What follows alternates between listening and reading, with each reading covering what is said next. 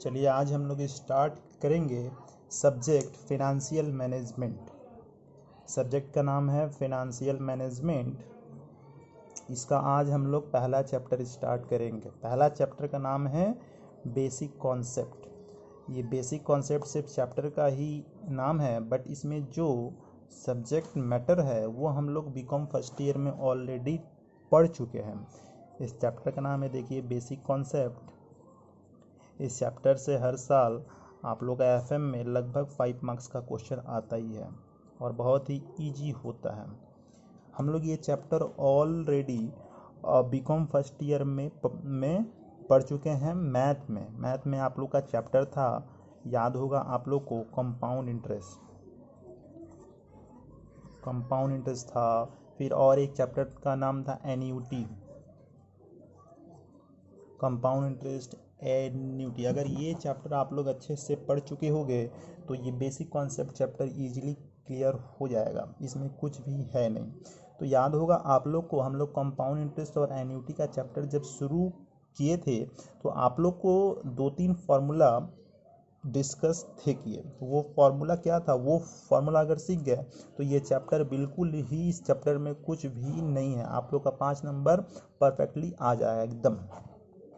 तो देखो, इस चैप्टर में पहला फॉर्मूला आप लोग को जो हम सिखाए थे वो था कि ए इक्वल टू क्या होता है, P1 प्लस आई का पावर में n होता है। ए इक्वल टू क्या होता है, ए इक्वल टू P1 प्लस आई का पावर में n होता है। अब ये ए पी आई एन का मतलब क्या क्या है, तो ये हम आप लोग को ऑलरेडी बता चुके थे, फिर भी बता दे रहे। देखिए, इस ए का मतलब क्या होता है, इस ए का मतलब होता है अमाउंट। अमाउंट कौन सा, फ्यूचर अमाउंट। अगर आज हम लोग के पास बैंक में मान लीजिए 10,000 रुपया है, तो वो 5 साल 4 साल बाद जो भी आप टर्म के लिए फिक्स होंगे, तो उस टर्म के बाद कितना पैसा मिलेगा, उस पैसा को हम लोग क्या बोलते हैं, फ्यूचर अमाउंट बोलते हैं। अब यहाँ पर पी का बात हो गया, तो पी का मतलब क्या हो गया, प्रेजेंट अमाउंट। अभी जो हम लोग के पास पैसा है उसको हम लोग बोल सकते हैं प्रेजेंट अमाउंट, जिसको आप लोग प्रिंसिपल भी बोलते थे कंपाउंड इंटरेस्ट का फॉर्मूला में, याद होगा आप लोग को। फिर यहाँ पर आपके पास एन है। एन का मतलब क्या है, नंबर ऑफ ईयर्स, ये नंबर ऑफ ईयर्स है। और दूसरा है आपके पास आई का मतलब क्या है, इंटरेस्ट रेट।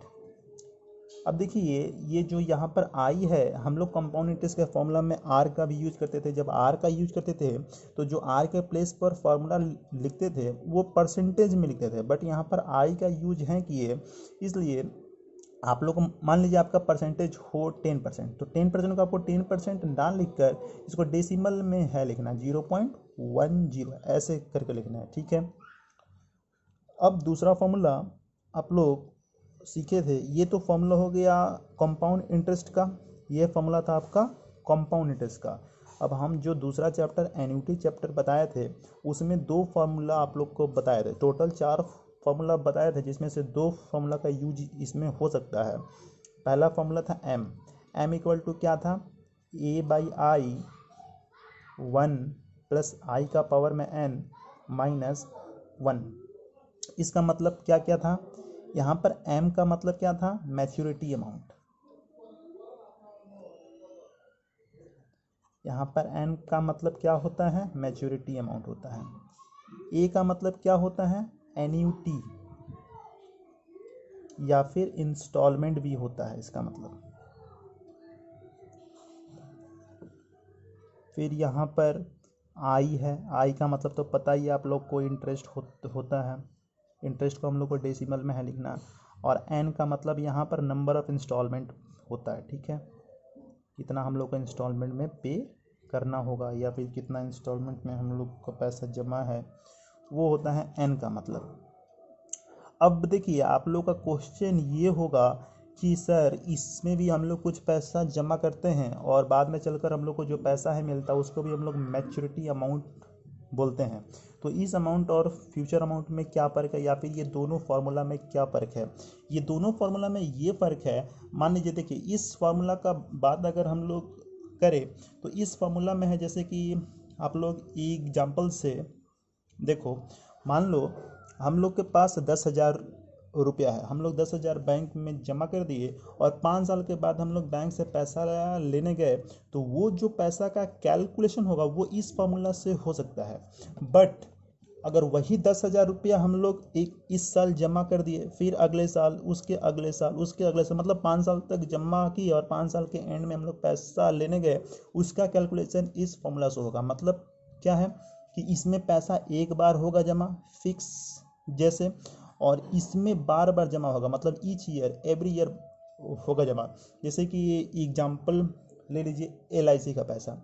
अब जैसा स्कीम होगा, हाफ ईयरली है, एनुअली है, मंथली है, तो बार बार इसमें पैसा जमा होता है ना, तो उस केस में M का यूज होगा। बट जो एक बार पैसा होगा जमा, उस केस में किसका यूज होगा? A का। तो यही डिफरेंस है कंपाउंड इंटरेस्ट और एन्युटी में।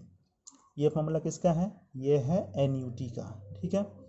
अच्छा, एन्युटी का फॉर्मूला में और एक चीज़ आप लोग को बताए थे, V का फॉर्मूला बताए होंगे, प्रेजेंट वैल्यू का। V equal to A/I 1 - 1/1 + I का पावर में n। यहाँ पर इसका मतलब क्या था? V का मतलब क्या क्या हो सकता है? V का मतलब हो सकता है लोन अमाउंट। मान लीजिए हम लोग किसी से लोन है लिए और उसको पेमेंट करना है, तो कितना कर पेमेंट करना होगा, उसको हम लोग क्या बोलेंगे? A। एन्युटी मतलब कितना इंस्टॉलमेंट में हम लोग को पेमेंट करना होगा, इंस्टॉलमेंट का वैल्यू क्या होगा, उसको हम लोग क्या बोलते हैं? A। और जो हम लोग लोन का अमाउंट है लिए, उसको बोलते हैं B। यहाँ पर लोन का अमाउंट ना लेकर आप परचेज अमाउंट ले सकते हो, मतलब कोई सामान हम लोग परचेज किए हैं लोन में और उसका वैल्यू क्या है, उसको भी हम लोग भी बोल सकते हैं। प्रेजेंट वैल्यू को भी हम लोग भी बोल सकते हैं। ठीक है। अच्छा, इसमें अब आई का तो आपको एब्रीविएशन पता ही है, इंटरेस्ट, एन का भी पता ही है, नंबर ऑफ इंस्टॉलमेंट। ठीक है। अब देखिए, ये फॉर्मूला को हम लोग बोल सकते हैं कि ये फॉर्मूला का यूज होता है मैच्योरिटी का केस में। जब भी सम में फ्यूचर अमाउंट के बारे में पूछेगा कि हर साल पैसा जमा हो रहा है और फ्यूचर में हम लोग को कितना मिलेगा, तो उस केस में M का यूज होगा। याद रखिएगा, ईच और एवरी ईयर का बात होगा तब, तो मैच्योरिटी का केस में यूज हो सकता है। कोई अगर हम लोग फंड क्रिएट कर रहे हैं किसी पर्टिकुलर पर्पस के लिए, उसमें भी M का यूज हो सकता है, मतलब सिंकिंग फंड बोल सकते हैं हम लोग। ठीक है। अब इसका यूज कहाँ कहाँ होता है? तो इसका यूज होता है लोन के केस में। कोई सामान हम लोग करते हैं लोन से या फिर बैंक से हम लोग लोन लिए हैं, उसको कितना इंस्टॉलमेंट करके हम लोग को कितना साल तक पेमेंट करना होगा, उस केस में ये सब का यूज होता है। लोन के केस में यूज जो होता है, कोई सामान परचेज किए हैं लोन पर, उसके केस में यूज हो सकता है। प्रेजेंट वैल्यू के केस में यूज हो सकता है। ठीक है, प्रेजेंट वैल्यू के केस में यूज हो सकता है ये। तो ये अगर हम लोग 3 फार्मूला सीख गए अच्छे से, तो ये चैप्टर आप लोग को ईजिली कंप्लीट हो जाएगा और इस चैप्टर में तो कुछ विशेष है नहीं।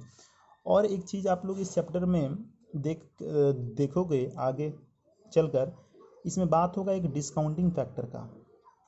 आप लोग को ये पहले हम बता चुके हैं डिस्काउंटिंग फैक्टर क्या होता है। देखिए, डिस्काउंटिंग फैक्टर का मतलब क्या, वो डिस्काउंट रेट, जैसे कि पकड़ लीजिए कि आज हम लोग के पास डिस्काउंटिंग रेट 10% है। ठीक है। और आज हम लोग के पास प्रेजेंट वैल्यू 1 रुपया है, मतलब आज हम लोग के पास ₹1 है।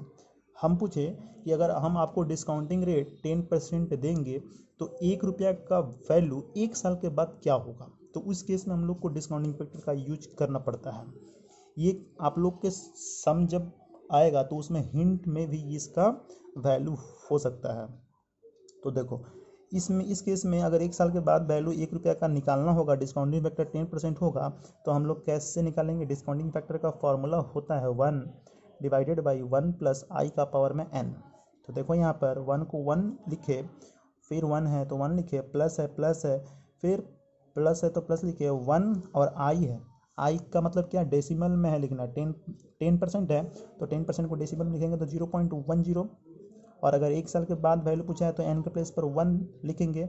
ज़रूरी है नहीं कि ये 1 साल ही होगा, 2 साल भी हो सकता है, तो उसके इसमें 2, 3 कुछ भी हो सकता है, जो होगा वो हम लोग इसमें लिखेंगे। तो ये वैल्यू सॉल्व करने के बाद आएगा 1/1 1.10 प्लस करने के बाद इसको, तो इसका वैल्यू आएगा 0.909। तो देखिए इसका मतलब क्या है कि इसका डिस्काउंटिंग फैक्टर 10% के हिसाब से क्या निकला है, 0.909। इसका मतलब क्या है कि 1 रुपया का वैल्यू 1 साल के बाद अगर 10% डिस्काउंटिंग रेट होगा तो क्या होगा, 0.909 पैसा।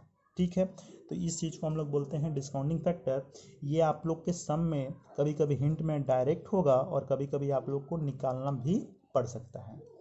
ओके, अब देखो और एक कॉन्सेप्ट आप लोग को बीकॉम फर्स्ट ईयर में हम डिस्कस होंगे कि अगर आप लोग का केस आ जाए जैसे कि हाफ ईयरली, ये सब आप लोग को याद होगा। अगर हाफ ईयरली का केस आ जाए, क्वार्टरली का केस आ जाए, क्वार्टरली का केस आ जाए, ये देखो ये जो सारा फॉर्मूला है बना, ये एनुअली बेस्ड है। ठीक है, ये एनुअली पर है बना कि अगर 1 साल का बात होगा तब।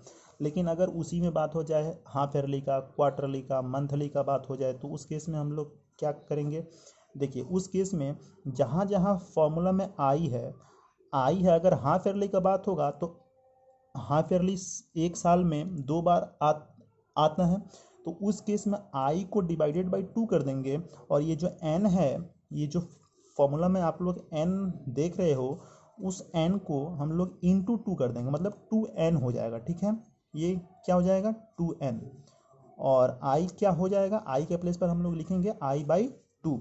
वैसे ही अगर क्वार्टरली का केस होगा तो 1 साल में 4 क्वार्टर होता है, इसलिए i/4 कर देंगे आई के प्लेस पर, और n के प्लेस पर कर देंगे n×4 यानी कि 4n। ठीक है, वैसे ही मंथली के केस में तो 1 साल में 12 मंथ होता है, तो i/12 कर देंगे और n×12 कर देंगे। ठीक है, तो ये आप लोग का इस चैप्टर का पूरा बेसिक कॉन्सेप्ट है। ये अगर आप लोग पूरा समझ गए तो ये चैप्टर बहुत ही इजी हो जाएगा आप लोग के लिए। ठीक है,